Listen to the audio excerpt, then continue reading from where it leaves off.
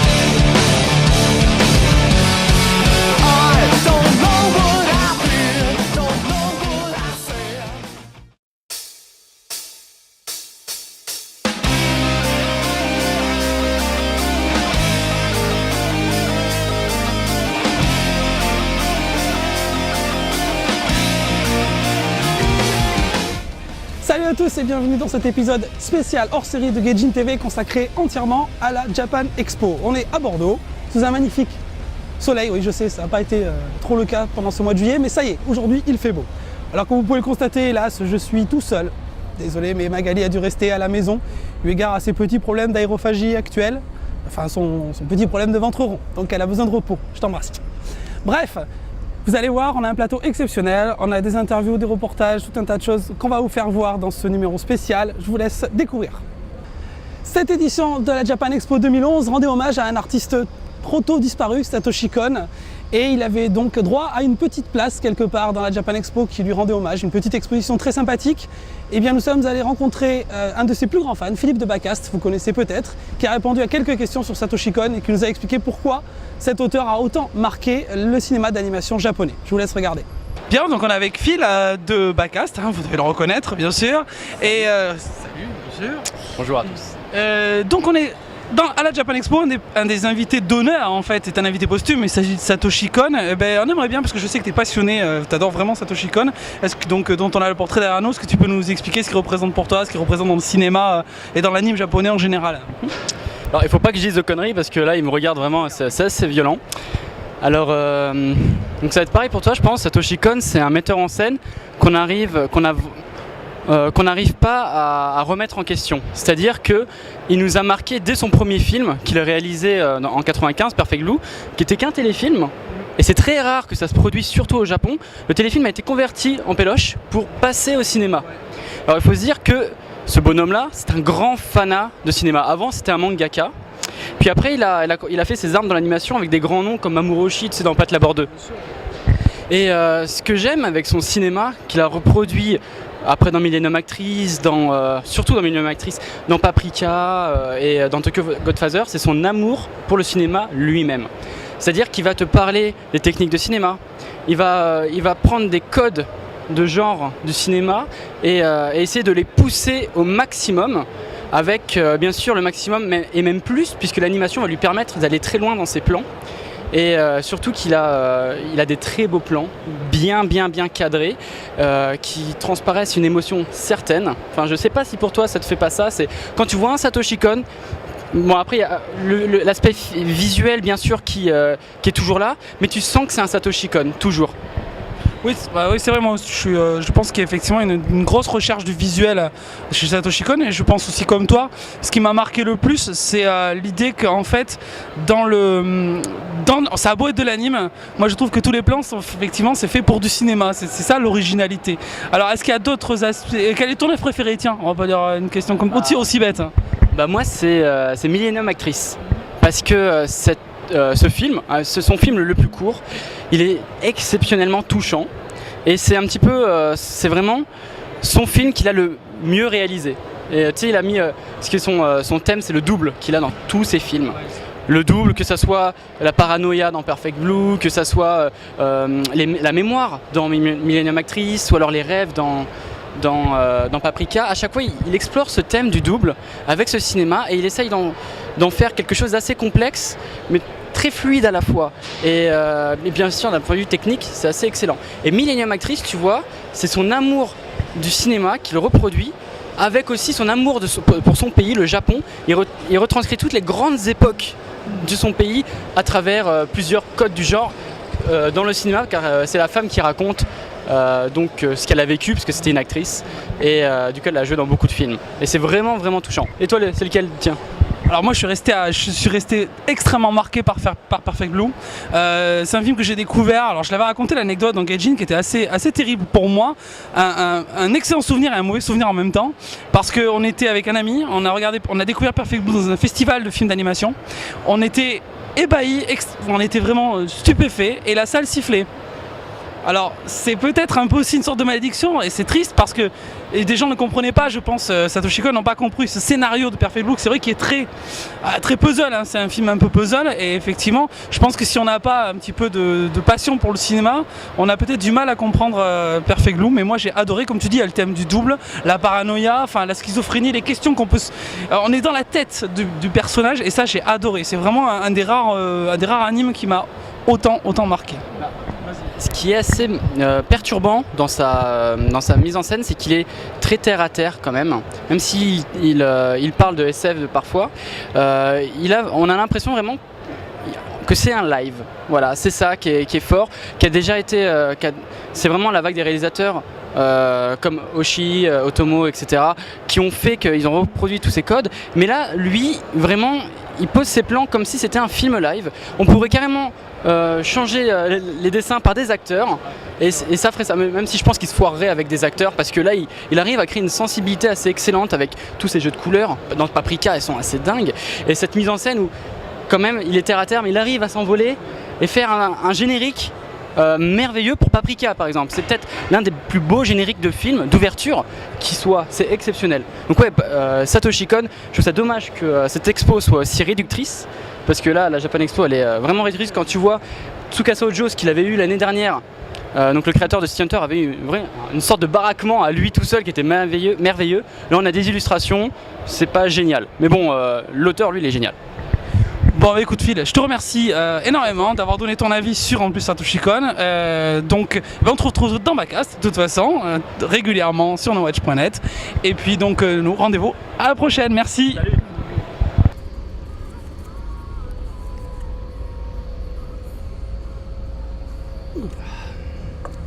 À l'occasion de la Japan Expo, nous avons rencontré Hanako Miwa et Dorothée de Boissaison, son interprète, qui nous ont présenté une magnifique cérémonie du thé. Vous allez voir ce que c'est un moment tout en zénitude. Bonjour, nous sommes à Japan Expo 2011 à Paris, donc au parc des expositions de Villepinte. Je vous présente un événement extraordinaire, Hanako Miwa, qui est une céramiste renommée, et devant sa maison de thé qu'elle a conçue elle-même. Je me présente moi-même, Dorothée de Boissaison, j'ai fait des conférences ici sur la scène culturelle et je travaille sur les arts et la culture du Japon depuis 40 ans. Je serai son interprète aujourd'hui pour Gaijin TV. La cérémonie du thé à laquelle vous allez assister aujourd'hui, au Japon, dure 4 heures. Elle existe depuis le XVIe siècle et donc elle a été mise en scène par un grand moine très spirituel, un grand philosophe, un grand penseur, un grand maître de thé paysagiste, Sen no Rikyu. C'est une grande symbolique, je vous expliquerai tout à l'heure la gestuelle. Le principe c'est Ichigo Ichie, c'est-à-dire un instant, une rencontre unique. Donc en pratiquant la préparation du thé, en assistant à la cérémonie du thé, on suspend le temps, on prend conscience qu'on est là de passage dans une toute petite maison, cabane d'ermite qu'on appelle Soan, et en japonais, cha shitsu, cha le thé, shitsu, la pièce de thé. Je vais passer la parole à Hanako Miwa, d'une grande famille de céramistes qui remonte à 450 ans, installée à Hagi, reconnue par les grands maîtres de thé depuis le XVIe siècle pour leurs bols de thé, pour leurs jarres à eau froide, et qui compte des trésors nationaux vivants. Son grand-père, son oncle, son père a exposé à Paris, elle-même aussi. Il a 2 filles, elle est la fille aînée. Peut-être sera-t-elle à son tour trésor national vivant, qui sait. Maintenant, je vous présente, je passe la parole à Hanako Miwa, qui va vous expliquer pourquoi elle est là aujourd'hui et ce qu'est sa maison de thé. Hanako-san no Kyashitsu, la maison de thé de Hanako. 祈りの茶会へようこそいらっしゃいました。 Je vous souhaite la bienvenue en cette occasion spéciale de cérémonie du thé, spécialement décernée aux victimes et aux survivants du tsunami cette année en mars 2011 au Japon.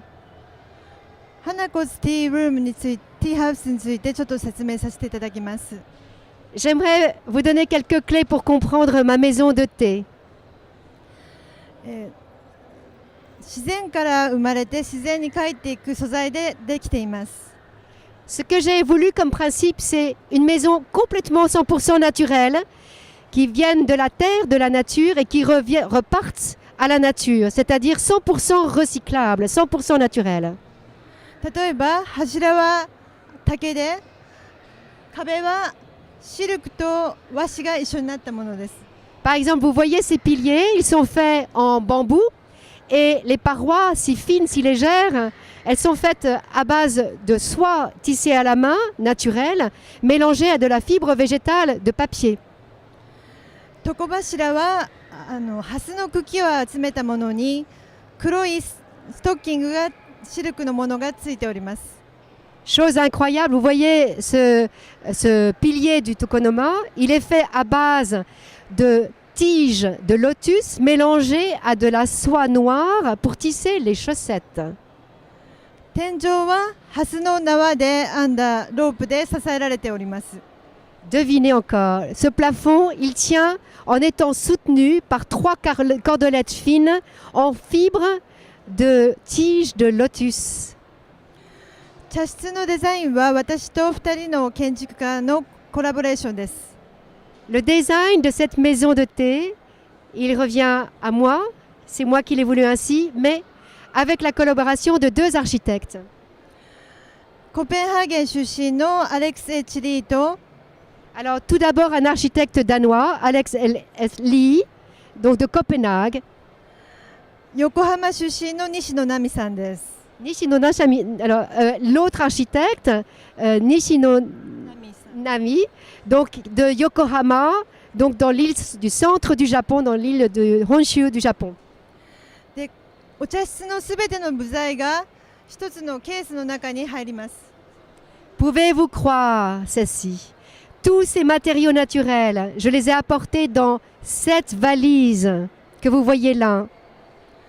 私が飛行機の手荷物で日本から持ってきました。 Cette valise, je l'ai apportée en avion, en bagage à main, et elle contenait tout l'intérieur de cette maison de thé. こちらのスーツケースはつくばいといって手を洗う場所でもあります。 Cette valise, eh bien, je l'ai transformée pour l'occasion en vasque fontaine Tsukubai, où on se lave les mains et on lave la louche avant d'entrer dans la maison de thé. つくばいの表面には日本の震災の後の3月12日の新聞が貼られています。 Fait très émouvant. Vous voyez cette caisse, elle est entièrement tapissée des journaux de l'édition du matin qui a suivi le tremblement de terre, le tsunami, donc en mars dernier, en 2011. C'est la première édition du matin. 日本は今年今まで経験したことのないような大災害に見舞われました。今まで経験したことのないような大きな自然災害が起こりました。 En fait, il s'est avéré que c'était un tremblement de terre d'une force incroyable qu'on n'avait jamais subi jusqu'à présent. On est allé jusqu'à Force 9. それで自然の脅威を目にして自然は決して人間が逆らうことができないということを実感しました。 En fait, nous avons pu réaliser que l'homme et la nature doivent être main dans la main.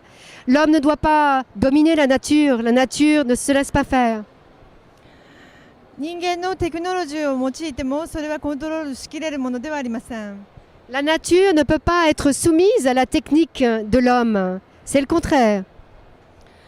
で、このお茶室は茶室の役割が終わるとすべて自然に返します。Et ce que j'ai voulu, c'est que tous ces matériaux naturels qui sont issus, extraits de la nature, repartent vers la nature. C'est vraiment mon souhait le plus cher. で私たちの生涯も終わると体を地球に戻します。 Il en est de même de moi-même, de nous tous ici, nous autres êtres vivants, nous revenons à la terre une fois que nous sommes morts.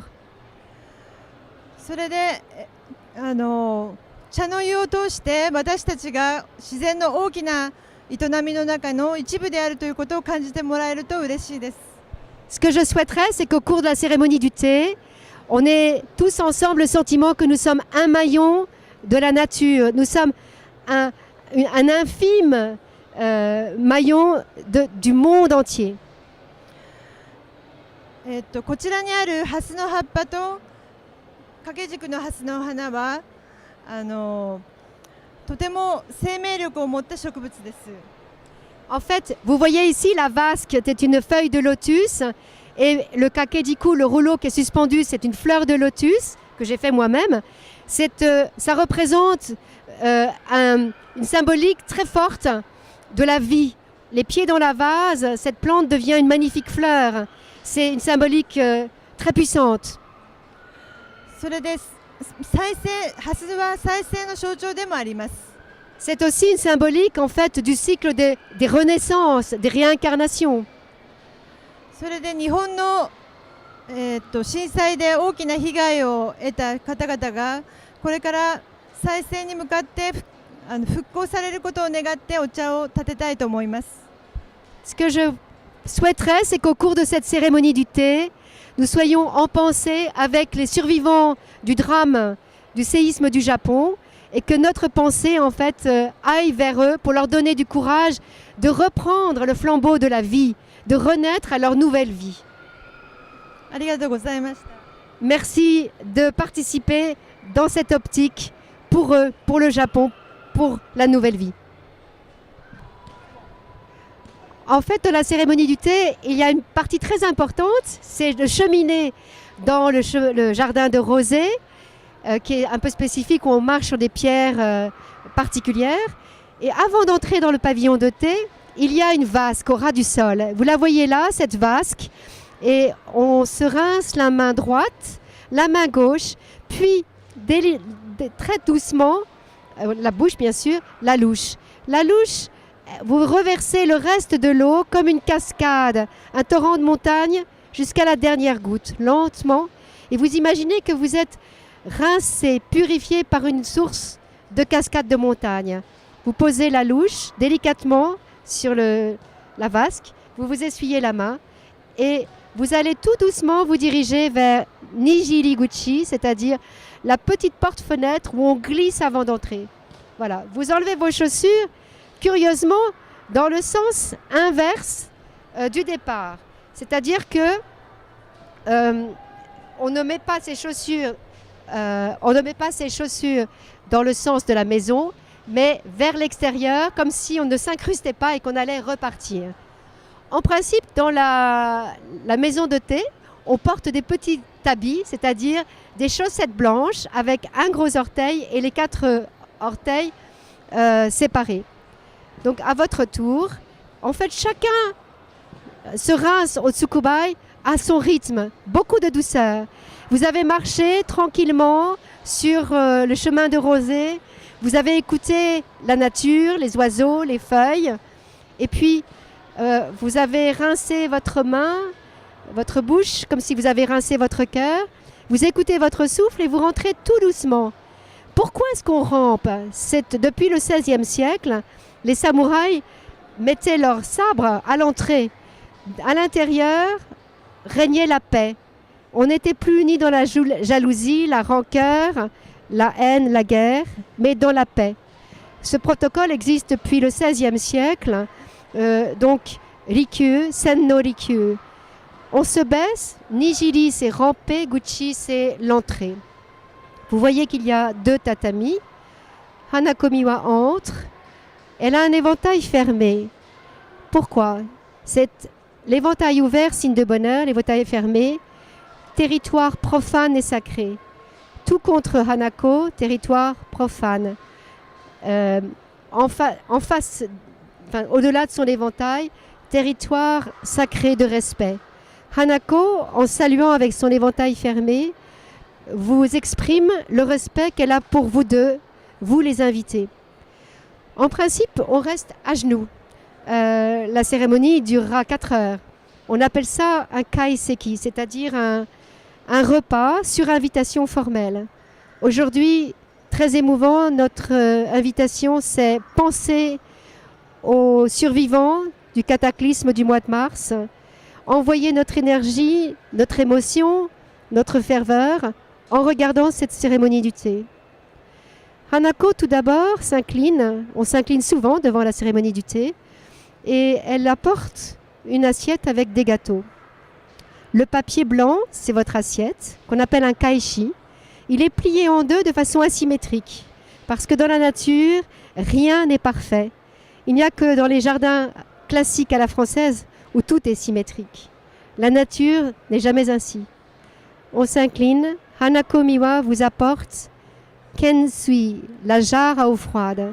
C'est elle, cette grande céramiste, si douce, si précieuse, qui a fabriqué cette jarre à eau froide en céramique blanche de Hagi. Hagi, c'est un petit port au sud du Japon, dans l'île de Kyushu. Elle est la fille d'un grand céramiste, Miwaki Uesetsu, qui a exposé cette année à Paris, à la Maison de la Culture, à la Fondation japonaise Mitsukoshi Étoile, Espace des Arts Mitsukoshi Étoile, qui est là, c'est fermé maintenant. Et elle-même a exposé en 2005 à la Maison de la Culture du Japon à Paris. Cette céramique blanche fait la célébrité de Hagi. En fait, cette famille Miwa, donc, vous voyez sur les frêles épaules de Hanako, 450 ans de dynastie, père en fils, arrivée de Corée, de lignée princière, arrivée de Corée, donc amenée sur les bateaux des grands seigneurs de guerre qui revenaient malheureusement bredouilles de leur campagne en Corée. La famille Miwa habite sur une colline à Hagi. Ils ont un domaine ancestral. Quand on prononce ce nom, tout le monde salue respectueusement. Leur maison est une maison traditionnelle japonaise avec des buissons d'azalée tout autour et des grands bambous et des grands cryptomères qu'on dit sugi en japonais. Après la jarre à eau froide blanche, elle a apporté le bol chawan qu'elle a fait elle-même, le fouet de bambou chasen et la cuillère à thé chashaku qui est faite en bambou également.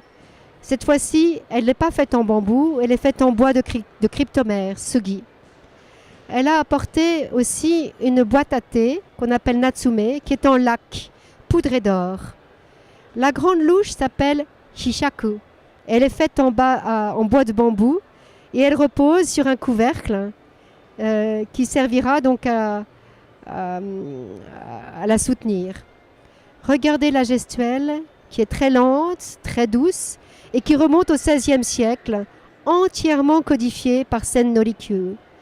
Le thé, en fait, est un protocole qui s'est installé depuis le XIIIe siècle, lorsque les moines bouddhistes japonais sont partis pour la Chine, étudier ce qu'ils avaient entendu dire être une nouvelle forme du bouddhisme plus libre, le Chan, qui est devenu le Zen au Japon. On ne psalmodiait plus, il n'y a plus de hiérarchie, comme dans le bouddhisme amidiste. Le bouddhisme Amida, c'est un bouddhisme très direct, très fluide. On a un maître et l'élève suit le maître. Il n'y a pas de hiérarchie. Il s'agit de faire la méditation en zazen, tranquille, immobile. La cérémonie du thé a été mise en place pour aider les pratiquants de zazen à mieux se concentrer.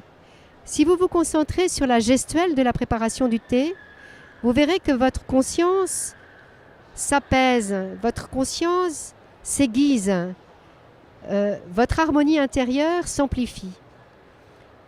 Vous-même, vous vous fixez attention sur votre respiration, votre souffle se fait plus lent et vous devenez, à force de regarder la cérémonie du thé, Vous devenez même l'instrument, vous devenez la louche, vous devenez la main qui ouvre le couvercle.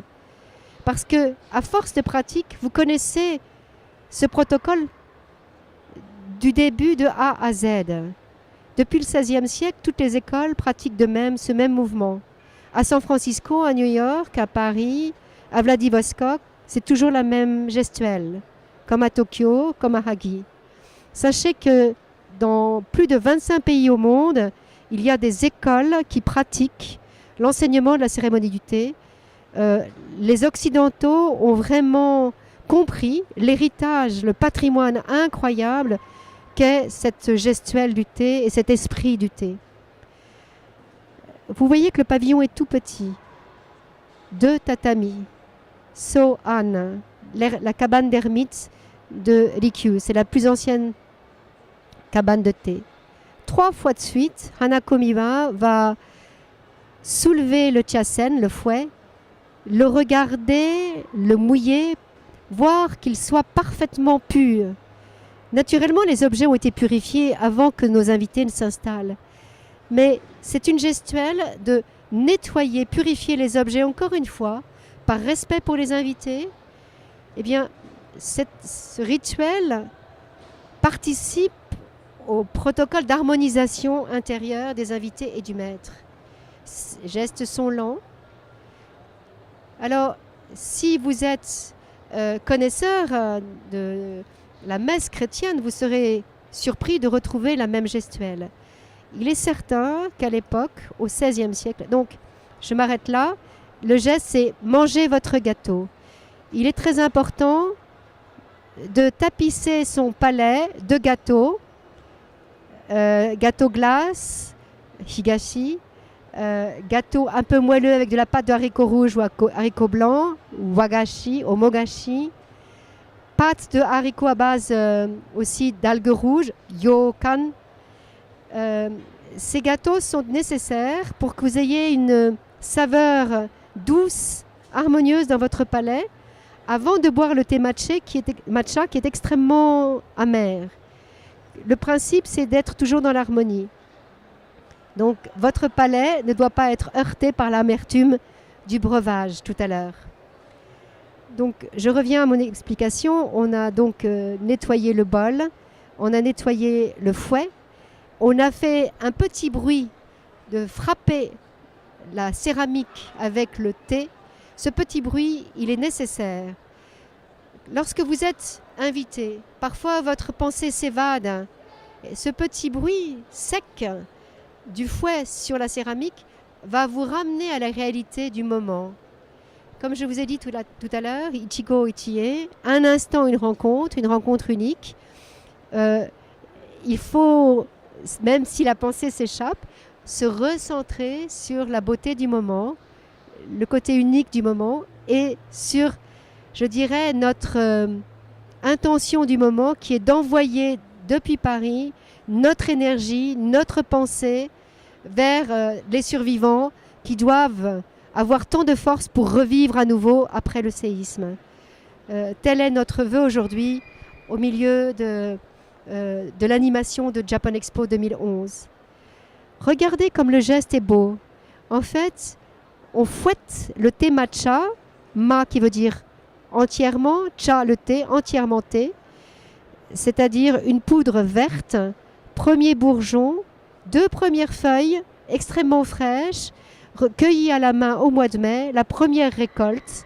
On aura tapissé pendant 3 semaines, juste avant la cueillette, l'étayer avec des paillassons pour que toute la chlorophylle soit concentrée dans la feuille. Regardez la gestuelle, on glisse sur les doigts doucement pour apporter le bol et on tourne 3 fois. Pourquoi ? Parce qu'on considère qu'il y a une face d'honneur. Ici, on ne la voit pas, mais la face d'honneur, elle est décorée. Elle est toujours tournée vers l'autre. Donc, Hanakomiwa, par délicatesse, a offert à cette jeune femme le bol de thé décoré vers elle. Et à son tour, cette jeune femme va tourner le bol avec la face décorée vers Hanakomiwa et elle va boire en 3 fois normalement. Normalement, le bol repose sur la paume de la main gauche et est retenu par la main droite. Le bol, en général, est d'une fortune, vraiment préciosissime. On a l'habitude donc de déplacer les bols au ras du tatami pour éviter qu'ils ne se cassent, ce qui serait désastreux. Cela dit, rien n'est grave en ce bas monde. On est de passage. En japonais, on dit mono no aware, c'est-à-dire que tout est apparence et éphémère en ce bas monde. Tout est fragile et il faut en avoir conscience pour mieux vivre en ce bas monde. Vous voyez que je parlais de la messe tout à l'heure. Il y a ce geste, vous voyez ce petit mouchoir blanc avec lequel on nettoie le bol, qui n'est pas sans vous rappeler le rituel de la messe. Il est vrai qu'il y a des Portugais qui sont arrivés, qui ont fait naufrage en 1543 au Japon, et à la suite de quoi beaucoup de missions de jésuites, de dominicains, de tout pays, de franciscains, sont arrivés de Hollande, du Portugal, d'Espagne, et ont essayé d'évangéliser le Japon. À la même époque, Sen no Rikyu a, disons, mis en forme le cérémonial. Et il a été invité à assister à la messe. Et il est fort probable qu'il ait été tellement subjugué par la grâce du nettoyage de ciboire, tous ces mouvements de plis, en fait, des différents tissus qu'on utilise donc sur l'autel. Je ne vous en donnerai pas les détails, que en fait Sen no Rikyu a intégré cette gestuelle chrétienne de la messe. La gestuelle chrétienne de la messe, c'est le repas partagé, l'Eucharistie, en fait, vraiment, qui est un sacrifice vers Dieu. Et en fait, la cérémonie du thé n'est pas un sacrifice, c'est un thé partagé, un gâteau partagé, pour vivre une harmonie créé par le maître de cérémonie. En fait, on est un petit peu dans la même mouvance. Alors, on ne croit pas en un Dieu, on croit simplement que notre pensée s'unifie à ce moment-là et s'évade au-delà des parois de soi vers le monde élargi, c'est-à-dire au-delà de Paris, au-delà de la France, vers le Japon, et vers le monde, vers même le début et la fin du monde. C'est une mouvance extrêmement forte où le mental est très puissant. Donc, notre invité, maintenant, lui-même aussi, va recevoir le bol. On s'incline. Vous voyez que les mains sont jointes en triangle, à plat sur le tatami. Il y a 3 gestuels, formels, semi-formel et informel. Les mains bien à plat, donc en triangle, signifie l'homme, la terre et le ciel réunis. La pointe donc est le ciel, la base est la terre et l'homme qui fait donc l'intermédiaire. Cette symbolique que vous retrouvez dans l'ikebana bien sûr. L'ikebana est profane. L'arrangement floral dans la cérémonie du thé, cha-bana, cha le thé, hana la fleur, est particulier. Le maître de cérémonie va au petit matin cueillir des fleurs sauvages des champs, très simples, une seule peut-être, avec un petit bouton, pas encore ouvert, qui rappelle que notre vie est ainsi comme un bouton de fleurs destiné à magnifier nos talents jusqu'à la fin de notre vie et surtout à amplifier notre générosité pour mériter, dit-on au Japon, une meilleure réincarnation, puisqu'on croit au cycle des vies. Donc ces fleurs sont cueillies et jetées dans un vase en bambou, soit posées à même le sol, soit accrochées dans l'alcôve qu'on appelle tokonoma. Ce pilier que vous voyez, tokobashira, est un peu comme le garant d'une présence qui protège la chashitsu. La cabane de thé, sohan, cabane d'ermite, se dit en japonais cha shitsu. Cha le thé, shitsu la pièce. Donc, dans la plupart du temps, la cabane de thé est construite en argile brute, en montant de bambou, et les parois sont les petites fenêtres occultées sont en papier, en fibre de papier. Vous voyez qu'ici, il y a une fenêtre en forme de lune. Eh bien, c'est Hanako Miwa qui l'a voulu ainsi, pour qu'on ait la sensation que le cercle lunaire soit au-dessus de notre tête. L'astre qui nous protège, l'astre qui représente aussi les dieux qui participent à la culture. En septembre, on va implorer la lune avant la récolte pour qu'il y ait une récolte abondante. Les fenêtres dans les pavillons du thé au Japon sont toujours occultées pour qu'on soit concentré, qu'on n'ait pas la fantaisie de regarder le jardin. Simplement les éléments naturels suffisent pour représenter la nature. Et puis de toute façon, vous entendez parfois un chant d'oiseau, peut-être des petites gouttes de pluie qui tombent sur le toit, ou même le glissement de feuilles d'érable qui, emportées par le vent, glissent sur le toit. Je voudrais commenter devant vous aussi les objets de thé. La calligraphie que vous voyez, c'est une céramique faite par Hanako Miwa. C'est des grandes fleurs de lotus. Elles sont installées aujourd'hui à Hagi, dans un grand parc, dans une île qui est au milieu d'un étang. Sachez que les jardins au Japon ont souvent un étang qui est considéré l'étang de paradis d'Amida. Et donc l'île représente, je dirais, notre vœu le plus cher à la fin de notre vie, d'atteindre enfin le paradis d'Amida. Donc il y a une double symbolique, être installé dans un étang, donc qui représente le paradis, et puis cette corolle grande ouverte de lotus, c'est un petit rappel que notre vie est ainsi.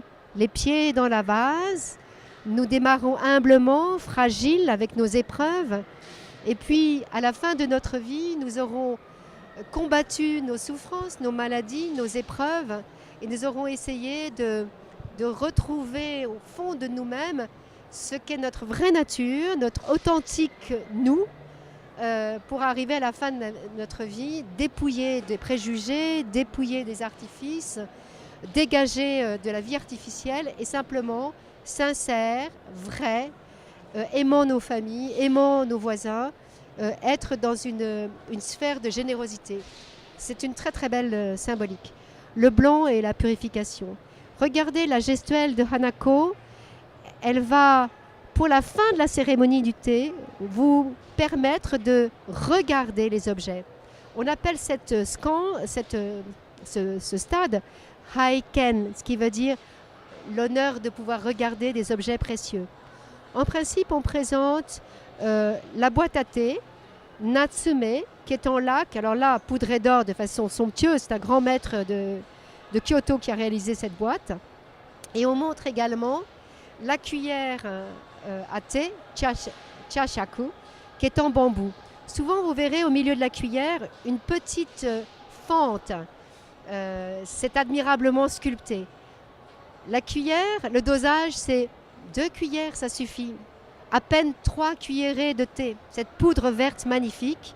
Donc, vous vous rappelez, cueillette à la main, au mois de mai, après donc avoir recouvert l'étayer donc pendant 3 semaines, un thé d'une verdeur incroyable. Et pour conserver cette verdeur, on étuve rapidement et on garde dans son congélateur, dans une boîte précieuse, ce thé que vous achetez. Sachez que l'arôme est extrêmement fugace, c'est très précieux et donc vous le gardez très bien dans votre congélateur. Alors, normalement, nos 2 invités qui auraient la pratique pourraient s'avancer et prendre chacun dans la main les objets de thé, les regarder et poser des questions. Il y a un moment où on pose des questions.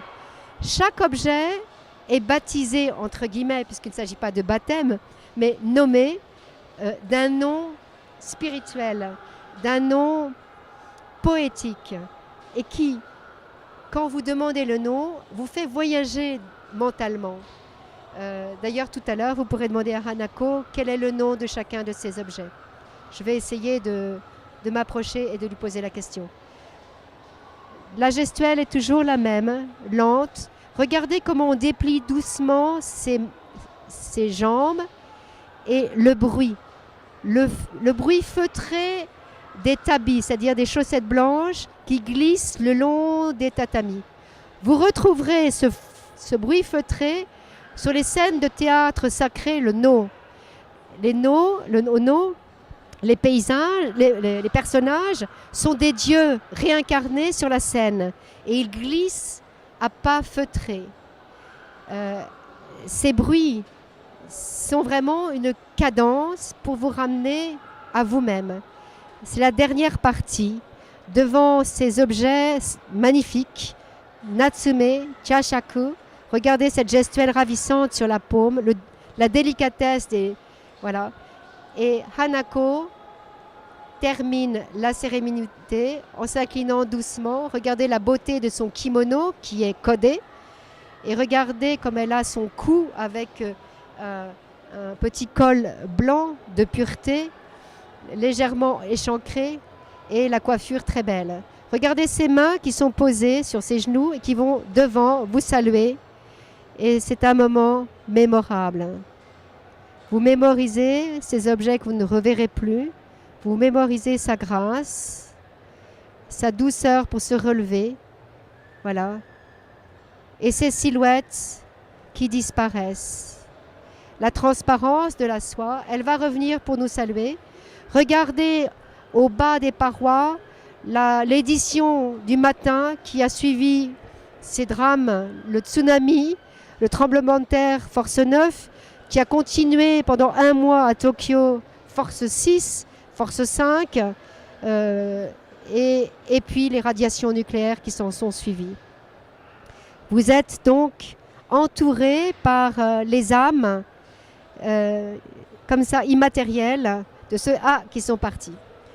Je voudrais poser la question, Hanako-san, chutto, odogu no namae o oshiete kudasaimasen ka? Elle va nous enseigner les noms poétiques de chaque. Tatoeba, chawan ni wa namae ga tsuiteru deshou ka? はじめのお茶碗は花子碗。 Le premier bol que vous avez vu s'appelle Hanako Wan, c'est-à-dire le bol de Hanako, Hanako Miwa. 花子ティールームのティーハウスのために特別に作りました。 Pourquoi Hanako Wan? C'est parce qu'il a été vraiment façonné pour intégrer la maison de thé de Hanako. Hanako no chashitsu, Hanako Wan. でこちらの掛け軸はアイレンラブロータス。 Et sur le kakejiku, c'est-à-dire le rouleau suspendu, c'est Airen, love Hairen, c'est-à-dire le lotus d'amour. 愛と和合を意味します。愛とユニティ。 Alors en fait, c'est vraiment le syncrétisme de la plante et de l'amour. 釜はガラスです。 En fait, la bouilloire, qui est habituellement en fonte, est ici en verre transparent. タイトルは誕生。 Et son nom poétique est magnifique. La naissance, c'est-à-dire la vie qui monte. で釜の下のフロはハスの葉っぱです。 Et vous voyez en fait que cette bouilloire est soutenue par une grande feuille de lotus, toute noire. 水差しは未来というタイトルです。 Et la jarre à eau froide qui était là au début de la cérémonie du thé, elle s'appelle Mirai, c'est-à-dire l'avenir, la promesse qui s'avance dans notre vie. 竹は特別にノルマンディーのフランスの竹が使われています。 Et symbolique suprême de France, nous avons le chandelier en bambou venu spécialement ici depuis la Normandie. これは日本とフランスの友好の象徴です。 J'ai voulu qu'il y ait une symbolique très forte d'harmonie entre la France et le Japon. Vous voyez le Japon, la céramique, avec cette petite soucoupe sous la bougie, et le bambou de Normandie qui la soutient. それでこの腰張りというのは4つの種類の新聞紙でできています。 Et en fait, vous voyez que ces parois sont soutenues par tous ces journaux. Regardez-les bien. ルモンドとニューヨークタイムズと Vous avez Le Monde, le journal français, New York Times, les États-Unis, 朝日新聞と Asahi Shimbun, le Japon, ポリティケンデンマーク Politiken, le Danemark, donc notre architecte qui est danois. で2010年4月1日の日付です。 Et en fait, c'était donc l'édition spéciale du séisme. Et merci à Gaijin TV d'avoir concentré son équipe autour de cet événement, méditation pour le Japon, au sein de Japan Expo 2011, pour que renaissent les survivants de ce séisme avec toute la ferveur, la pensée de l'assistance et de l'équipe de Gaijin TV. Merci à vous tous. La Japan Expo, c'est toujours l'occasion de rencontrer des personnages étranges, des gens bizarres qu'on appelle des cosplayers. Et dans cosplay, il y a bien évidemment play, ce qui veut dire jeu, pour ceux qui ne savent pas. Eh bien, nous sommes allés rencontrer quelques cosplayers, avec notre ami d'ailleurs Florent de l'émission Sans Nom. Vous allez voir, ça donne des interviews assez étonnantes. Oui, alors donc avec Florent de l'émission Sans Nom, on est parti à la rencontre du cosplay. Excuse-moi, oui, autant pour Oui, moi. bonjour, comment tu t'appelles? Je m'appelle Florent. C'est bien. Donc on est allé à la recherche, à la rencontre de magnifiques cosplayers. Magnifiques cosplayers, des gens bizarres qui se déguisent bizarrement. Ouais. Donc on va vous laisser avec eux, vous allez voir, ils sont un peu étranges. Ouais. A tout de suite. À tout de suite. Bon alors bonjour, vous êtes déguisés en quoi? En Mumba, un personnage de Final Fantasy VIII. D'accord, en Mumba. Et pourquoi alors le cosplay à la Japan Expo? Qu'est-ce que... Juste parce qu'on y est allé il y a 4 ans et on s'est dit la prochaine fois qu'on y retourne, il faut qu'on y aille costumé. Vous y alliez costumé, d'accord. Ça prend combien de temps de se déguiser comme ça? Là on a mis 2 heures à peu près. D'accord. Pour être sûr d'être au point, niveau maquillage surtout. Le maquillage, ça porte pas trop chaud, ça va? Si, c'est très chaud, ça se voit un peu sous les bras. Mais... Ok, bah bon courage, merci beaucoup, c'est sympa. Merci. Super, bye. Bonjour, alors je viens vous voir en fait parce que j'ai un petit souci de plomberie à l'heure actuelle chez moi. Est-ce que vous pouvez passer? Oui, si vous voulez, bien sûr. Et vous habitez où normalement, en temps normal? En temps normal, je vis à côté de Paris, mais j'ai des maisons en Italie. Ah, sympa, on peut se faire inviter chez vous en Italie? Ok. Et la princesse, elle est comment alors en fait? En fait, moi j'ai laissé Peach à Mario. C'est pas mon style, hein, les blondes. Hein. D'accord. Par contre, Daisy, moi je veux bien. Hein. Bon, bah, ok, merci et bonne convention. Merci.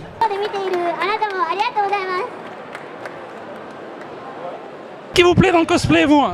Le cosplay, c'est pour moi une passion. En fait, ce qui me fait plaisir, c'est de porter des costumes de personnages que j'apprécie et de me taper le maximum de délire, de bon délire avec les amis.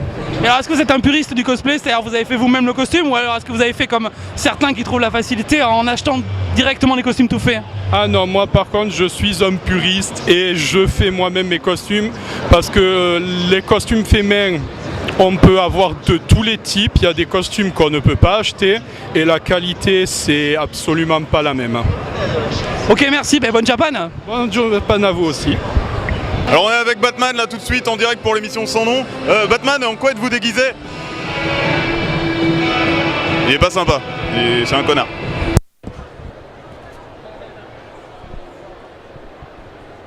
Bonjour Chevalier d'Or, je voulais savoir donc pourquoi ce cosplay?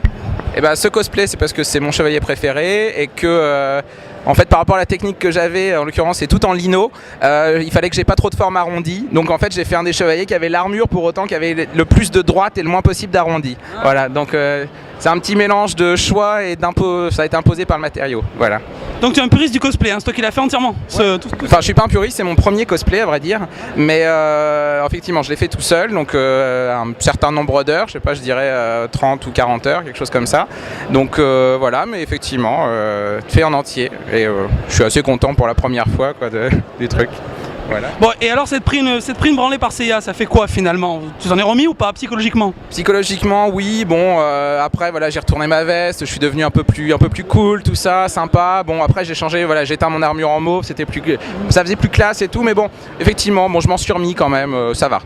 Je le vis plutôt bien aux enfers, là, c'est plutôt classe. C'est cool. Et Athéna, elle est vraiment aussi sexy qu'il y paraît? Ah bah moi après j'ai tourné ma veste vers Pandore quand même. Ah ouais. Pandore qui est quand même un petit peu plus goth, tout ça. Ma fille d'ailleurs est cosplayée en Pandore. Donc voilà. Mais ouais non, Athéna, un petit peu le côté cru, genre venez me sauver, tout ça, à la longue, ça botte quoi. Bon et merci Chevalier et donc bonne Japan Expo. Merci beaucoup. Bonjour mademoiselle, alors dans quel style êtes-vous? Médiéval. Médiéval. D'accord, alors pourquoi médiéval? Pourquoi avoir choisi le médiéval? Parce que j'adore cette période et que je trouve ça super joli. Ouais, d'accord. Joli, d'accord. Et donc les cheveux, tout ça c'est teint en fonction du thème C'est du thème médiéval. Hein. D'accord. Et alors pour s'habiller vraiment médiéval, ça met combien de temps pour se préparer pour la Japan Expo? Je sais pas. 1 heure. 1 heure? Ouais. 1 heure de préparation, donc moins que les cosplayers quoi quand même. Ah non, quand même. Ah ouais, d'accord. Merci beaucoup en tout cas. Excellent salon. Merci. Au revoir.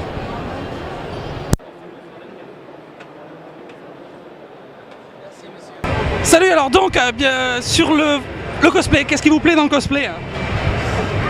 C'est une manière de rendre hommage aux personnages qu'on aime, mais c'est aussi une façon de s'amuser, on se retrouve tous, c'est vrai que la Japan Expo, c'est l'occasion de tous se retrouver et partager nos passions.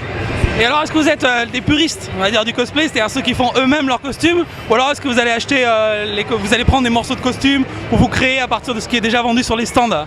Moi j'aime bien le cosplay personnalisé, genre là j'ai pris le mix de Pikachu, mais le remix du Pikachu un peu étrange.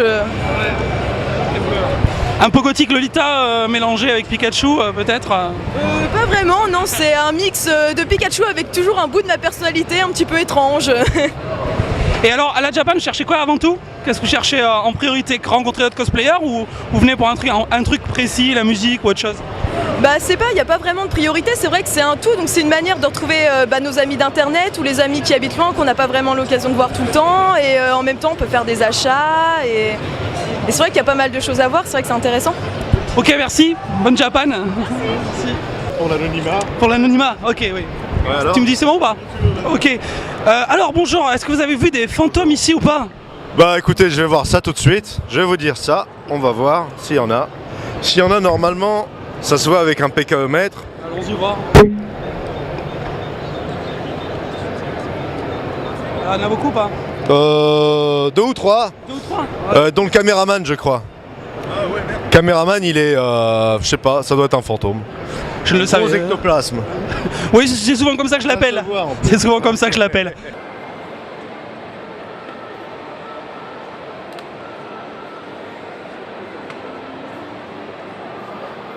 Bonjour, alors magnifique habit, donc tu es de quel mode? Quel style? Élégante gothique aristocrate. Donc on est d'accord, on n'est pas dans le cosplay, on est vraiment dans le style Lolita. Enfin, Plus appuyé quoi. Et qu'est-ce qui te plaît justement dans ce style? Ouais, je trouve que c'est vachement de finesse, c'est beau, c'est... Ouais, puis tout le côté Manasama de moi dis moi.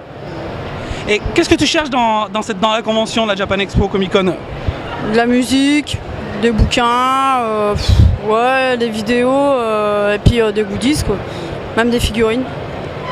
Oh ben merci, puis on souhaite... merci, ouais, de tout. Bonjour, alors qui êtes-vous? Mon personnage c'est Tao Kaka de Blaze Blue. D'accord. Alors, qu'est-ce que c'est exactement Blaze Blue? Comment? Qu'est-ce que c'est exactement? Alors Blaze Blue c'est un jeu de baston qui a été développé par l'équipe de développement à qui on doit des jeux comme Guilty Gear, et ça fait un petit carton dans les salles d'arcade aussi bien japonaises que chez nous en Europe quoi. Et alors quel est pour toi l'intérêt du cosplay? Quel plaisir tu y trouves? Eh ben essayer d'aller au-delà de mes limites là, dans le milieu de la couture, me créer des défis en faisant des personnages avec des particularités assez remarquables, comme par exemple le masque pour Tao Kaka, et puis essayer de rencontrer d'autres connaissances dans ce même milieu quoi. Donc tu es un puriste en fait, tu fais toi-même tes costumes hein? Oui, je veille bien à tout faire moi-même. Les parties principales du costume, tout ce qui est les vêtements, les accessoires principaux, je fais tout par moi-même quoi. Et alors à la Japan Expo, qu'est-ce que tu cherches en particulier? Eh ben essayer de contacter d'autres cosplayers pour pour avoir, je sais pas, quelques projets de groupe à l'avenir. S'il y a des cosplayers avec qui je réussis à m'entendre et avec lesquels on pourrait se retrouver sur internet, je pourrais faire, excusez-moi, je pourrais peut-être à l'avenir les retrouver pour faire des projets de groupe, quoi. Bah écoute, le message est passé sur Gaijin TV. Au pire, hein, si vous voulez nous rencontrer, vous n'hésitez pas à nous contacter. Pourquoi avoir choisi quel costume? Pourquoi ce cosplay? Ben en fait, c'est One Piece, c'est un homme des îles Célestes en fait, et je suis le seul à le faire, donc c'est pour ça, et j'aime bien. Vu que je suis tatoué, ça passe. C'est vrai que c'est assez original. Et alors, qu'est-ce que je voulais dire? Pourquoi tu viens à la Japan plutôt? Qu'est-ce qui t'attire le plus, hein? Bah, c'était pour tester parce que c'est quand même assez réputé. Moi je suis de Toulouse, c'est peut-être un peu plus petit, mais bon, c'était pour tester. Mais en fait, il y a beaucoup trop de monde. D'accord. C'est un peu la misère, voilà. Et, ouais, c'est clair. Et, autrement, qu'est-ce que tu préfères dans le. Quelle est la série que tu préfères à part One Piece? Il y a d'autres choses? Jackals. Ouais. Jackals, après, je sais pas, j'en lis pas beaucoup en fait. Ça fait pas longtemps que j'ai commencé. Voilà. Bon, ben merci en tout cas. Continue la balade. Merci. Bonne journée. Vous n'avez pas les moyens d'investir dans l'immobilier? C'est pas grave, vous pouvez toujours investir dans la boutique No Watch. Vous rappelez-vous qu'avec la boutique No Watch, vous pouvez acheter des magnifiques t-shirts, comme celui-ci. Vous pouvez aussi acheter tout un tas d'autres articles et sachez que votre argent ne sera pas mal utilisé. Il servira à nous payer des vacances, il servira essentiellement à faire vivre la société No Watch. Donc allez sur la boutique No Watch, c'est un ordre. Elle est belle, elle est jeune, elle est intelligente. Non, c'est pas Magali, enfin ça pourrait, hein, c'est pas un problème. Il s'agit de Lunatic. Lunatic, c'est la scénariste d'un manga qui est sorti cet été qui s'appelle Terminus. Rappelez-vous, Terminus, on en avait un petit peu parlé, c'était dans le magazine de publication Akiba Manga, un magazine Ankama Presse, et de pré-publication, pardon. Et en fait, pour la première fois, elle a pu sortir un volume relié. À l'occasion de la Japan Expo, elle nous a donné une interview très intéressante sur ce manga. Je vous laisse regarder. Nous sommes à la Japan Expo en compagnie de Lunatic. Alors peut-être que vous connaissez son nom mais pas son visage. Lunatic, c'est la scénariste du manga. Bah tiens, je te laisse le montrer. Manga Terminus. Terminus, voilà, qu'elle réalise avec Katsura Takada. Voilà. Alors, première question d'abord, mais qui est Lunatic? D'où tu viens? Quel est ton parcours? Alors, j'ai un parcours. Actuellement, je suis étudiante. Donc, je suis fan de bande dessinée, de comics, de manga, de franco-belge. Donc, j'ai une vraie passion pour tout ce qui est bande dessinée.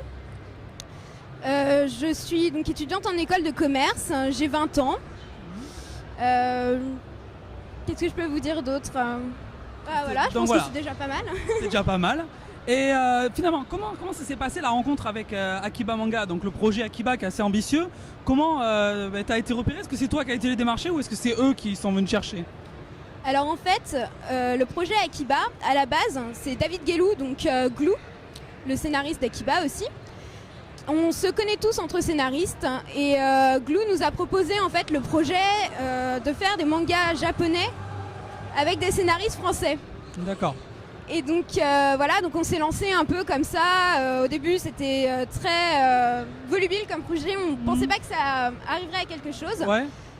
Glou est parti au Japon, il a rencontré des dessinateurs, il a rencontré notre traductrice actuelle qui s'appelle Tomoko Kumada. D'accord. Et voilà, donc ensuite on a proposé le projet à différents éditeurs et en fait c'est Ankama Presse qui nous a proposé de faire un truc un peu inédit et voilà, original, qui est le magazine Akiba. D'accord. Donc voilà.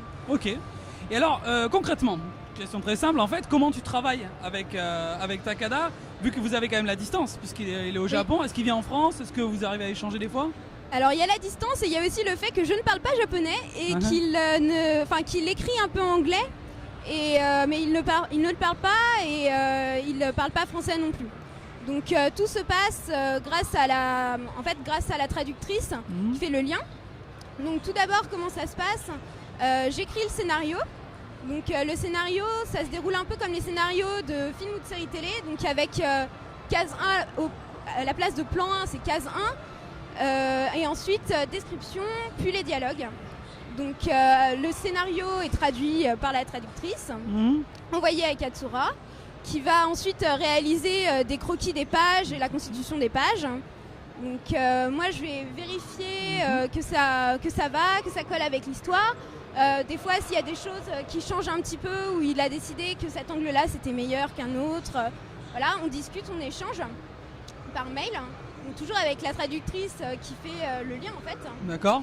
Et ensuite, quand tout est ok, quand on s'est tous les deux arrêtés sur ce qu'on voulait, voilà, le dessinateur commence à dessiner les planches. D'accord. Donc, voilà. Alors, est-ce que tu pourrais peut-être nous dire qu'est-ce qui t'a inspiré Terminus, le scénario? Alors, t'es peut-être plutôt, on va dire, tes influences, peut-être. Mes influences. En fait, c'est un peu compliqué parce que, je dirais que Terminus, c'est un peu le manga que j'aurais bien aimé lire. D'accord. Donc, c'est beaucoup de choses que j'aime. Et voilà, j'ai décidé de les mettre ensemble pour essayer de construire une histoire qui soit cohérente et qui me plaise et qui, j'espère, plaît aux autres. Donc voilà. En tout cas, ça plaît déjà pas mal.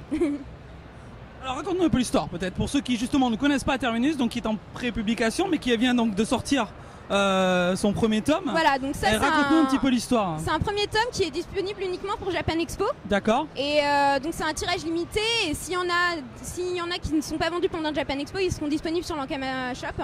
D'accord. Donc voilà. Alors l'histoire de Terminus. Ouais. En fait, Terminus, comme le nom l'indique, c'est une histoire qui commence par la fin. Donc c'est l'histoire d'une jeune femme qui s'appelle Kaede qu'on suit et en fait ça commence sur Kaede qui décide de mettre fin à ses jours. Donc on va suivre en fait on voit que le moment où elle décide de mettre fin à ses jours c'est en hiver et on revient 6 mois en arrière, donc au printemps. Et donc ça commence sur son premier jour en fait de faculté. Donc, qui est un peu en fait c'est le passage, c'est une sorte de passage à l'âge adulte. Elle est accompagnée de sa meilleure amie qui s'appelle Sachiko.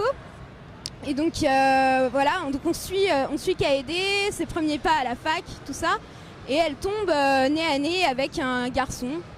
Et donc voilà, c'est un peu l'élément déclencheur. Et après on suit l'histoire. Ouais, l'idée de commencer par la fin, c'est ce qui m'a tout de suite accroché. Moi je me rappelle, c'est l'idée décide de mettre fin à ses jours et on se dit tiens, que va-t-il se passer? Je pense que ça a accroché dans beaucoup de gens, ça attire tout de suite. En fait on a décidé de commencer par la fin parce que Terminus c'est quand même une histoire, donc c'est de la tranche de vie. Donc c'est pas le gros manga d'action où ça se tape et tout ça. Donc voilà, il fallait un début qui accroche le lecteur directement et qui lui donne envie de savoir ce qui s'était passé et de suivre l'histoire de cette fille. Oui, l'accroche est bonne. Alors est-ce que vous avez planifié finalement un certain nombre de pages en tout? Alors parce qu'en tome, pas trop parler en tome, mais en nombre de pages, ou est-ce que vous avez une idée d'après combien de temps va durer la série? Oui, alors la série en fait c'est assez planifié. Donc la trame est définie des différents volumes et jusqu'au 3, c'est défini chapitre par chapitre. Et normalement c'est une série qui devrait se dérouler sur 7 volumes de 6 chapitres chacun. D'accord. Donc voilà. Ah, super, info, merci. Alors, est-ce que tu as d'autres projets à l'heure actuelle, après Terminus ou même en parallèle? D'autres projets, je travaille personnellement sur des choses, donc j'essaye de développer d'autres histoires, mais c'est plus personnel. Pour l'instant, il n'y a rien de prévu, rien de bien défini. Rien de bien défini. Okay. Allez, dernière question, la question piège un petit peu. C'est vrai que tu es lancé dans un magazine de prépublication qui est Akiba Manga.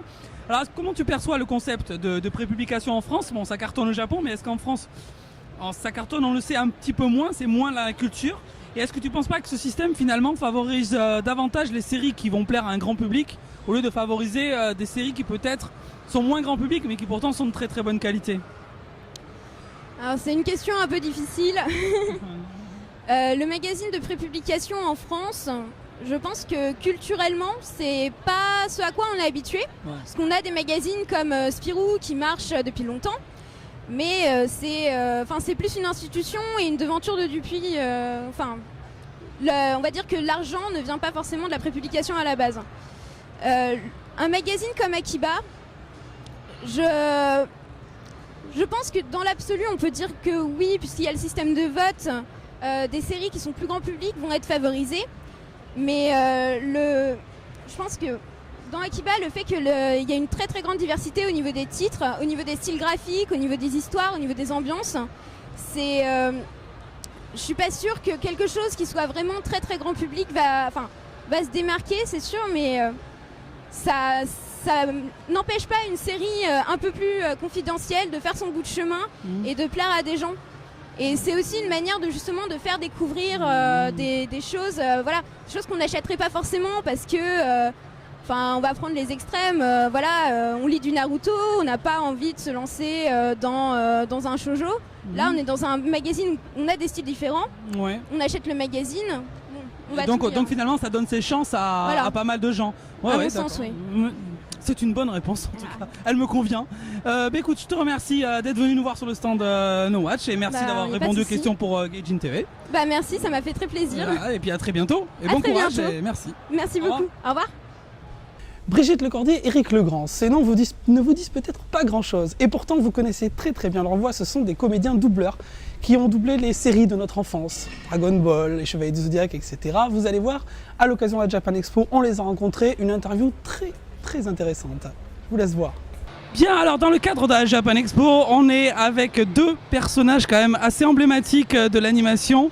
Vous ne les connaissez peut-être pas de leur visage, mais par contre leur voix ne vous sont absolument pas inconnus.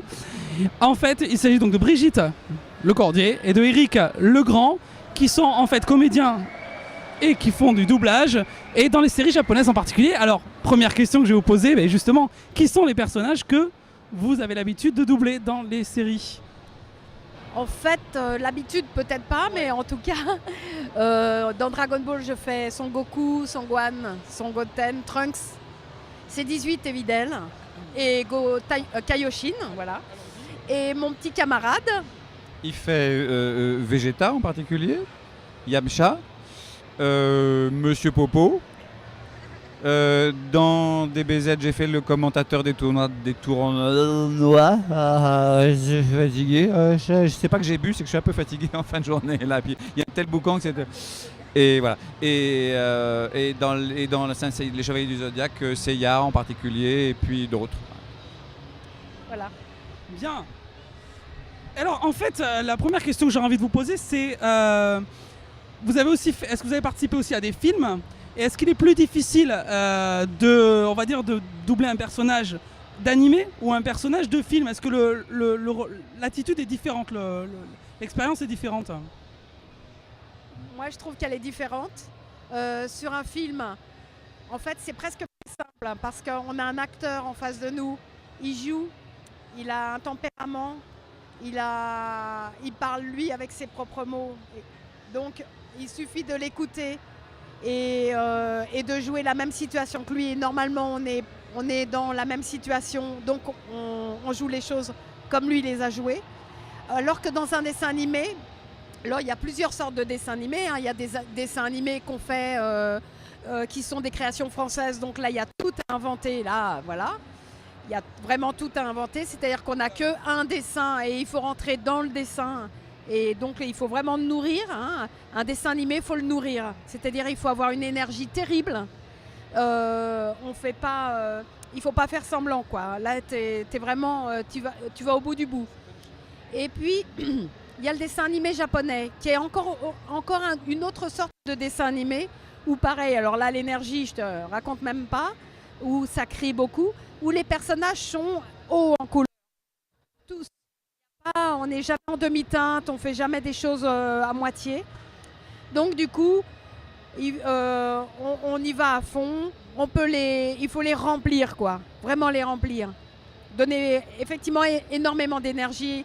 On est presque dans le domaine de la tragédie, je dirais, où on joue les choses mais pleinement à fond. Quand on est triste énormément. Quand on est gay démesurément, etc. Je ne sais pas ce que tu en penses, toi, Eric. Je pense que tu dis les choses d'une manière avec laquelle je suis d'accord, sauf que je ne suis pas du tout d'accord avec toi quand tu dis que c'est plus facile quand on double un acteur véritable en chair et en os. Moi, je ne suis pas d'accord. Je souscris tout à fait à tout ce que tu as dit pour le reste. En revanche, je trouve que c'est quand même plus difficile de doubler un véritable personnage en chair et en os. D'abord, le synchronisme est beaucoup plus précis, beaucoup plus contraignant, beaucoup plus difficile, alors que dans les dessins animés japonais en particulier, le synchronisme est beaucoup plus simple. On commence à parler quand il commence et on termine quand il termine. Entre les deux, il n'y a pas grand-chose à faire. Fermer la bouche ici ou là, l'ouvrir plus ou moins, le remplir plus ou moins, mais c'est quand même pas contraignant, assez peu contraignant. Dans les dessins animés plus pointus et dans l'animation telle qu'on l'a fait aujourd'hui en 3D, c'est beaucoup plus, c'est presque du synchronisme comme avec des vrais acteurs puisque les bouches parlent réellement de la même manière. Donc là, on a des contraintes de synchronisme qui sont beaucoup plus délicates. Mais quand on double une véritable personne, c'est contraignant le synchronisme. Et là, c'est une chose qui est beaucoup plus difficile que dans le dessin animé. Et à mon sens, il est aussi plus difficile de respecter le jeu d'un véritable acteur parce qu'il faut s'effacer derrière ce qu'il fait et jouer les choses comme lui le fait alors qu'on ne les aurait pas forcément jouées de cette manière-là nous-mêmes. Et pour être au plus près de ce qu'il fait, ça nécessite une grande humilité, je vais dire, et puis une grande écoute et une acuité de sensations et de perception pour le faire bien. En revanche, en dessin animé, je suis tout à fait d'accord avec tout ce que tu dis pour l'énergie. Brigitte a parfaitement raison. Ça demande énormément de don de soi au niveau de l'énergie, donc de ce qu'on va chercher. Mais c'est plus facile en ceci que si on a la faculté d'inventer ça et de le trouver en soi, on se laisse aller. Et ça sort. Et c'est moins délicat que quand on double une vraie personne, tu vois, me semble-t-il. Moi. C'est pas en ce sens-là que je disais que c'était plus facile. Je disais c'est plus facile au niveau de l'imaginaire. C'est-à-dire que ton personnage, quand tu as par exemple un Son Goku ou un Sangohan à faire, tu es obligé aussi de l'imaginer tel que nous, avec notre culture, on est obligé de le modifier, c'est-à-dire le faire parler. On ne peut pas parler comme les Japonais, on ne comprendrait rien ici. Et du coup, ton imaginaire... Tu es obligé de passer par ton imaginaire pour le remplir, pour le rendre intelligent, intelligible. Alors que quand moi, j'ai doublé des enfants, des vrais petits-enfants. Par exemple, j'ai fait un Fred Savage dans Les années coup de cœur. C'était un enfant, il fallait l'écouter. Il jouait superbement, comme le petit garçon qui est dans Mon oncle Charlie. Tu l'écoutes. Bien sûr, il a son rythme, il a son machin et tout ça. Ça, c'est dur aussi, parce que je ne suis pas un enfant, parce que on n'a pas le même rythme de parole, etc. Ça, c'est vrai. Mais ça fait moins appel à quelque chose qui n'est pas à l'image. Si tu rentres dans l'image, si tu es avec ton personnage, normalement, tu devrais être en rythme et en synchroniquement parlant bien, quoi, voilà. Je sais pas, c'est là-dessus que je te disais, c'est plus facile, bien sûr, entre guillemets, hein, ça demande moins d'avoir affaire à ma personnalité, c'est ça que je voulais dire. Oui, je comprends très bien tout ce que tu veux dire. Oh là là, j'ai du mal à parler, je suis fatigué, je bafouille, c'est terrible. Oui, je comprends parfaitement ce que tu veux dire et je suis tout à fait d'accord sur le fond. Sur la forme, je persiste à dire que c'est plus facile de doubler un dessin animé qu'un véritable acteur. Et parce qu'on a plus de liberté aussi. Si on a cet imaginaire-là, auquel il faut faire appel, et il y a des gens qui n'ont pas forcément cette tournure d'esprit, mais si on arrive à puiser en soi, à trouver en soi, à se laisser aller, c'est plus ludique et on est beaucoup plus libre. Et donc, dans cette mesure, c'est beaucoup plus facile. Alors que les contraintes, le fait d'être contraint de suivre ce que fait quelqu'un, c'est beaucoup moins ludique et c'est beaucoup plus contraignant, encore une fois, et donc plus difficile. Moi, je formule les choses de cette manière-là, mais sur le fond, je suis parfaitement d'accord avec ce que tu dis. Et alors, une question justement, mais ça va rebondir un peu avec ce que vous êtes en train de dire. Vous le disiez très bien, est-ce que justement, par rapport aux voix d'animés, les acteurs japonais déjà qui travaillent sur les personnages de dessins animés, moi je pense par exemple à un manga plus récent, je pense à One Piece, à la voix japonaise de Luffy qui est une voix donc très aiguë, très stridente. Est-ce que justement il n'y a pas un travail supplémentaire dans l'appropriation d'une voix japonaise? Est-ce qu'il y a quelque chose de particulier? Bien, quand tu as des voix particulières comme ça, souvent tu te cales là-dessus en disant je vais essayer de faire au mieux, au plus près de ce qui se fait, si c'est intelligible dans notre langue, hein, parce qu'il y a aussi le problème des langues et des cultures. Au Japon, ils sont très kabuki et ils ont une façon de jouer, voilà, qui est un peu moins nuancée que la nôtre. Donc, du coup, ils peuvent se permettre des choses que nous, on ne peut pas se permettre.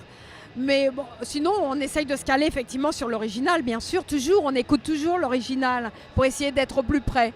Après, évidemment, nous, on le nourrit avec notre culture, notre savoir-faire, notre personnalité.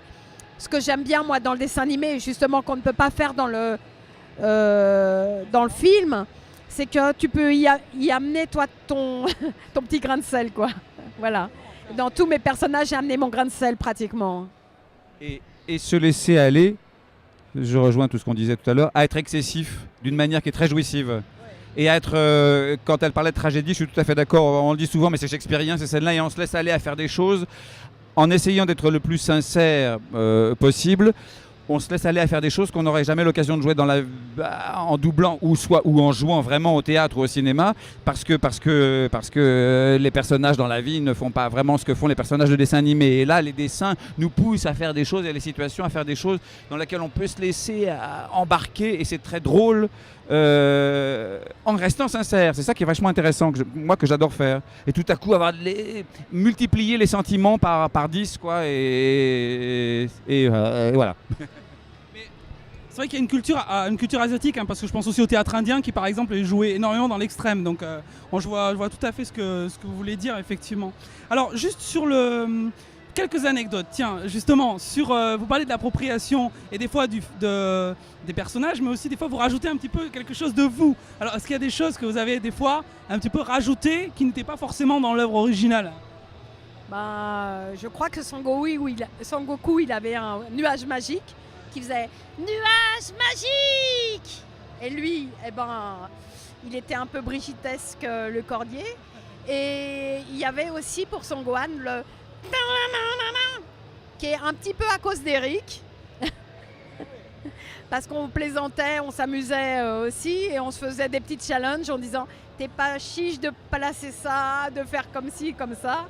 Et il y avait des pubs entre les épisodes de Dragon Ball qui étaient coupés en fait en 3 parties.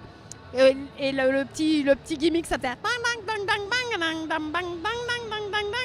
et nous, on s'en était fait un petit jeu, quoi, tu vois, voilà. Et donc le tananana est né comme ça à cause d'Eric un petit peu. Anecdote non. En revanche, je peux dire que pour ce qui concerne Vegeta, je crois que j'en ai rajouté une couche dans le mauvais caractère. Il me semble, d'après ce que j'entends de l'original, que l'acteur japonais est plus carré, même s'il n'a pas bon caractère, mais plus raisonnable, on va dire, dans sa mauvaise humeur. Et je me suis laissé aller à en rajouter dans le côté désagréable, systématiquement, plus comme ça. Ça m'a amusé au départ. Voilà, plus désagréable, plus mordant. Ce qui a peut-être plu à un certain nombre de gens, je crois, enfin j'espère, et à moi en tout cas. Oui, parce qu'il faut se dire que ce qui est plaisant dans notre métier, c'est qu'on joue, hein, ça s'appelle jouer. Donc on joue, et pour jouer, si on rigole pas, si on se fait pas plaisir, c'est pas drôle. Et ce qui est bien dans un dessin animé, c'est que justement on peut aller au bout du jeu, se surprendre entre comédiens. Alors quand c'est trop, on arrête et puis on recommence. Mais c'est génial quand il fait son mauvais caractère, qu'il me traite de tous les noms, et qu'il est très vindicatif comme ça, très méchant. Moi, c'est mon plus grand bonheur, quoi. Et puis voilà, puis moi je lui rends bien quand je l'appelle et que je fais mon papa, il veut faire mon papa, il est mort de rire. Bon, voilà, c'est... Donc merci. Et en fait, aussi une autre question, tiens. Là aussi, c'est une question que beaucoup de gens se posent. C'est vrai que quand vous êtes derrière, quand vous avez l'écran devant vous, ou vous avez le texte qui défile, est-ce que vous adoptez aussi une attitude particulière? Est-ce que vous rejouez, je sais pas, le coup de poing? Est-ce que vous rejouez le personnage, la grimace? Est-ce que vous essayez aussi de reprendre ces attitudes-là? C'est pas qu'on essaye de les reprendre, c'est que malgré nous, comme on joue la situation, forcément, alors tu as les gestes qui partent, les expressions. Je pense que si on nous prenait en photo ou en caméra pendant qu'on joue, on fait toutes les grimaces qui sont à l'écran pratiquement. Hein. Je ne sais pas ce que tu en penses, mais... Parce que tout simplement, on ne pourrait pas le jouer sans adopter l'attitude dans le corps. Bah oui, quand tu dis à quelqu'un ta gueule, t'es forcé de le faire comme ça. Si tu peux pas faire ta gueule, ça sort pas. Le corps entier participe du sentiment et de la manière dont les choses vont sortir, forcément. Oui, et puis bon voilà, il faut savoir que notre métier, c'est comédien, c'est-à-dire qu'on joue, mais on ne fait pas que de la voix. Il y a des gens qui pensent que le doublage signifie faire la même voix qu'eux, mais pas du tout. Si tu fais que de la voix, ça rentre pas dans l'image, il faut jouer. Si tu joues à fond la situation, si tu joues à fond comme le comédien ou comme le dessin, eh ben, tu es dedans, sinon tu n'es pas dedans, ça marche pas. Oui, et d'ailleurs c'est très bien de souligner que vous êtes comédien et pas que des voix, hein, c'est bien de le rappeler. Et en tout cas je vous remercie franchement très très sincèrement et très chaleureusement d'avoir répondu à ces questions. C'est un vrai régal, je suis le premier fan, je pense que beaucoup de auditeurs aussi, même le caméraman derrière est en larmes, enfin bref, non. Disons qu'on est tous très...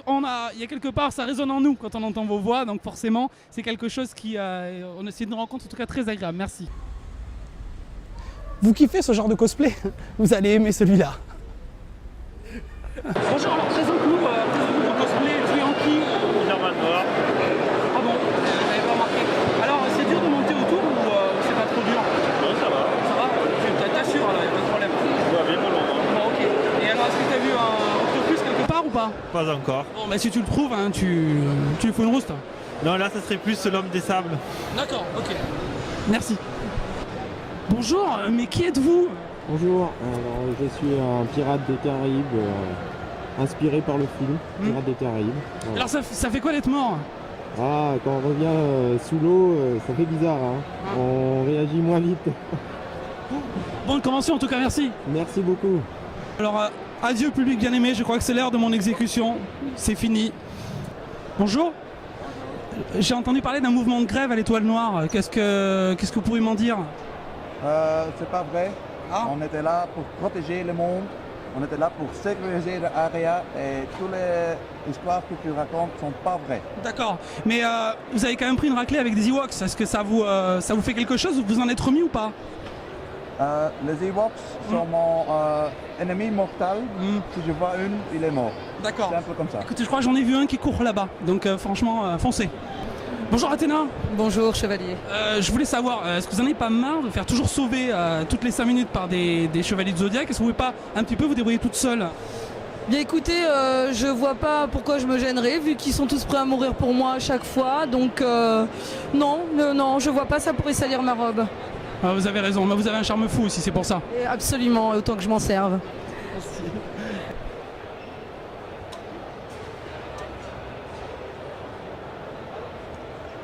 Bonjour. Bonjour. Alors, quel ennemi a été le plus difficile à battre finalement parmi tous les ennemis que vous avez rencontrés? Boubou. Ah ouais. Qu'est-ce qu'il a de plus que les autres? Il n'arrêtait pas de se restituer à chaque fois. Il fallait vraiment le détruire complètement pour... Ouais, il est chiant quoi en gros. Oui. Bonjour, alors quel est ton style en fait? Comment définis-tu ton style? Bah là aujourd'hui on va dire que c'est particulier, plus là je suis un peu comme une princesse, on va dire je fais une grande robe, c'est moi qui l'ai faite et au début je voulais m'inspirer plus du 18e et 19e siècle, donc plus période rococo. Donc un peu la période, pas tout à fait la période victorienne alors, parce que je sais qu'il y a les Lolita victoriennes mais...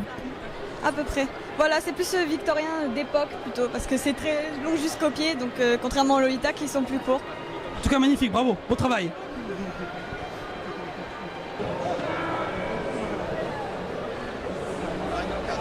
Mario Carton. Bonjour Miku. Bonjour. J'aimerais savoir ton prochain concert, alors c'est quand? Je sais pas du tout, ça dépend. Tu es sur Paris là? Non. Non. T'étais où? Je viens de Les Saint-Christophe. De Les Saint-Christophe. Et c'est où exactement? C'est en Lorraine. Miku Hatsune vient de Lorraine. Putain, c'est énorme, énorme.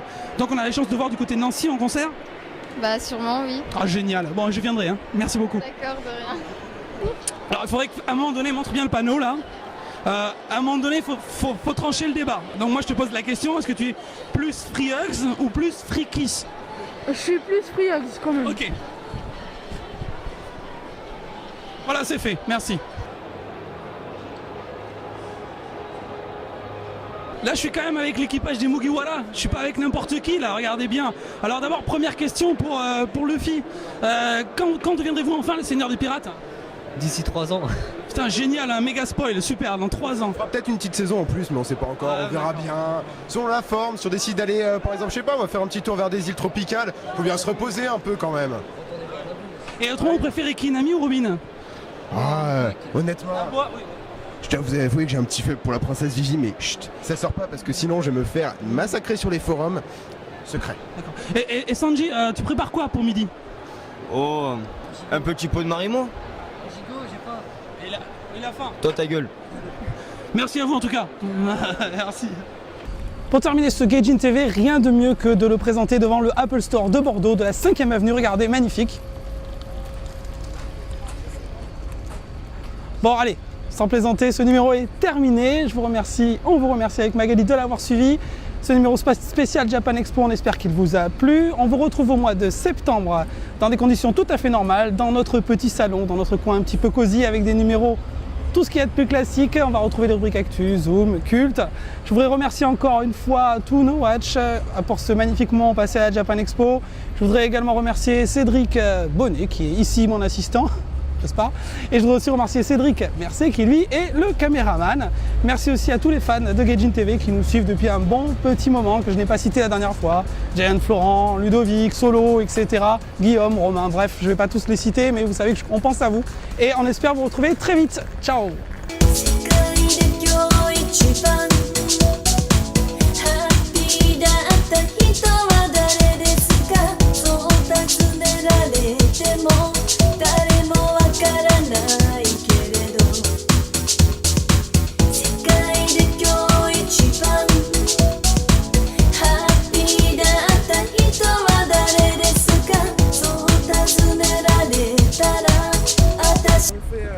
On le fait à la MTV, hein, d'accord? Ouais, vas-y. C'est Gaijin TV. Ouais. Il faut vomir. Désolé.